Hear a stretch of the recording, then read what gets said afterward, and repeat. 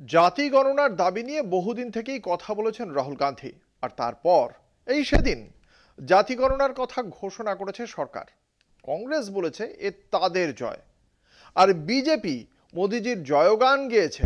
কিন্তু সত্যিটা হলো, জনগণনার সঙ্গে জাতগণনার সরকারি সিদ্ধান্ত ঘুম কেড়েছে শাসক বিরোধী সবার।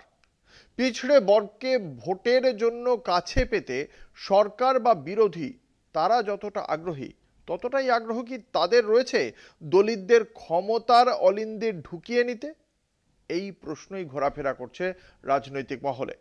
জাতিগণনার এই সিদ্ধান্ত বড় দলগুলোর জন্য বুমেরাং হয়ে দেখা দেবে না তো? যারে তুমি নিচে ফেলো সে তোমারে ফেলিবে যে নিচে, পশ্চাতে রেখেছ যারে সে তোমারে পশ্চাতে টানিছে। কবেই লিখেছিলেন রবীন্দ্রনাথ। পিছিয়ে থাকা মানুষ, বরং বলা ভালো পিছিয়ে রাখা মানুষ যদি ক্ষমতা দখল করে, কি হবে বাকিদের? সমাবতনী বটে। 2010-এ দ্বিতীয় ইউপিএ আমলে জাত গণনার দাবিতে তৎকালীন কেন্দ্রের কংগ্রেস সরকারের উপরে চাপ তৈরি করেছিল শরিক সমাজবাদী পার্টি ও আরজেডি।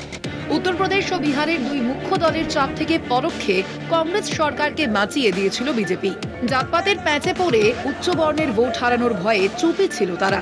ঘটনাচক্রে সেই বিজেপি এখন কেন্দ্রে। কংগ্রেস প্রধান বিরোধী দল ও জাতি গণনার প্রশ্নে শরিকদের চাপে গেরুয়া শিবির।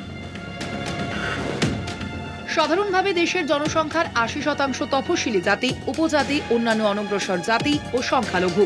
বিজ্ঞান ভিত্তিক জাত গণনা সংখ্যাটাকে আরও সূক্ষ্ম করলে সমস্যায় পড়বে সমস্ত রাজনৈতিক দলই। কারণ শীর্ষ নেতৃত্বের সিংহভাগই উচ্চ বর্ণের দখলে। সেই দুশ্চিন্তা এড়াতে পারছে না প্রধান বিরোধী দল কংগ্রেসও। লোকসভার বিরোধী নেতা রাহুল গান্ধী গত কয়েক বছর যাবৎ জাত গণনার দাবি তুললেও কেন্দ্রের সিদ্ধান্তে সেই কংগ্রেসই এখন অন্তর্দ্বন্দ্বে।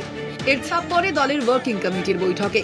কেন্দ্রীয় সিদ্ধান্তের উপর মতামত চেয়ে প্রাদেশিক নেতাদের ডাকা হলেও অনেক নেতাই বৈঠকে হাজির ছিলেন না। উপরন্তু প্রাক্তন প্রধানমন্ত্রী ভিপি সিং এর আমলে মন্ডল কমিশন বাস্তবায়নের সময় রাজপুতকে নেতা মানবে না ওবিসিরা। রাহুলের এমন মন্তব্য মনে করিয়ে দিচ্ছেন কংগ্রেস নেতৃত্বের একাংশ। তবে কেন্দ্রের জাত গণনার সিদ্ধান্ত ভোটমুখী বিহারে ইন্ডিয়া জোটকে যে কিছুটা হলেও চিন্তায় রেখেছে, সে নিয়ে কোনো সন্দেহ নেই রাজনীতির কারবারিদের। কলকাতা টিভি।